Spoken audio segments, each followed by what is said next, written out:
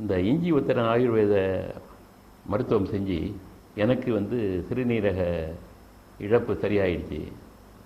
2 ஆண்டுகள் டயாலிசிஸ் பண்ண இருக்கும்போது என்னுடைய மகன் வந்து இதை பற்றி நம்ம ஊர் நூல் ஒன்று அமெரிக்காவில் அதை படிச்சுட்டு வந்து இதை பற்றி சொன்னார்.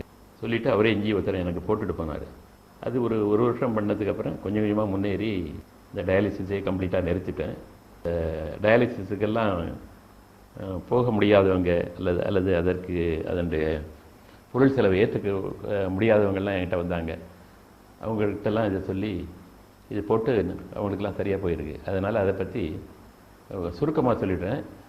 இந்த இஞ்சி உத்திரங்கிறது ஒரு 100-125 கிராம் இஞ்சியை எடுத்து அது நல்லா கழுவிட்டு அது தூளாக நறுக்கி இந்த மிக்சியில் போட்டு ஒரு சுற்று சுற்றிக்கணும். ஒரு சுற்று சுற்றினா தேங்காய் திருவண மாதிரி அந்த பதத்துக்கு வந்துடும். அதை எடுத்து ஒரு கர்ச்சீஃபில் கட்டி வச்சிங்க. அதுக்கப்புறம் ஒரு 2-3 லிட்டர் தண்ணீரை, சுத்தமான தண்ணீரை கொதிக்க வைங்க. கொதிக்க வச்சுட்டு இந்த கர்ச்சீஃபில் கட்டி வச்சிருக்கிறது அது உள்ளே புழிஞ்சி போட்டு மூடிட்டு ஒரு 30 நிமிஷம் அப்படியே வச்சுருங்க சிம்மில்.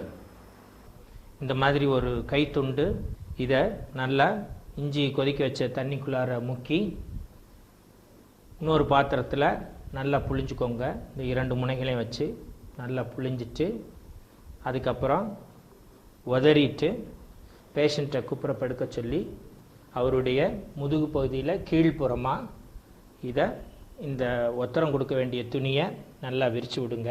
இந்த மாதிரி ஒத்தடத்தை தொடர்ந்து ஒரு அரை மணி நேரம் வரைக்கும் நம்ம கொடுக்கலாம்.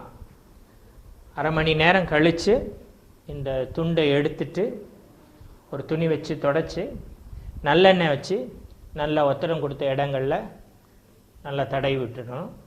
தடவி விட்டுட்டு ஒரு 1 or 2 minutes பேஷண்ட் அதே மாதிரி குப்புறப்படுத்த பொசிஷன்லேயே இருக்கலாம். அதுக்கப்புறம் திரும்பி படுத்து ஒரு 2-3 minutes ரெஸ்ட் எடுத்துட்டு அதுக்கப்புறம் அவங்கள படுக்க விட்டு எழுந்திருக்க சொல்லணும். ஆனால் இது மட்டும் செஞ்சால் போகாது. இது செய்யும்போது நாங்கள் சில உணவு கட்டுப்பாடெல்லாம் சொல்லியிருக்கோம். நீங்கள் அரை உப்பு சேர்த்துக்கணும். அப்புறம் வந்து தினமும் கொஞ்சம் ஓமம் சேர்த்துக்கணும். சாப்பாட்டுக்கு அப்புறம் 3 தடவை மஞ்சள் பொடி அரை டீஸ்பூன் சாப்பிடணும். சில காயெல்லாம் நாங்கள் வந்து தவிர்க்க சொல்லியிருக்கோம்.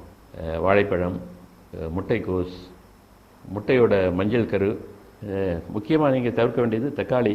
அதுக்கப்புறம் இந்த இஞ்சி உத்திரம் போட்டுக்கும் போது அமைதியாக இருக்கணும்.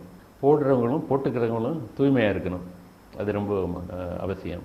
உங்களுக்கு விளக்கமாக வேணும்னாக்கா என்னுடைய இமெயில் அட்ரஸ்ஸு shan1938 @yahoo.com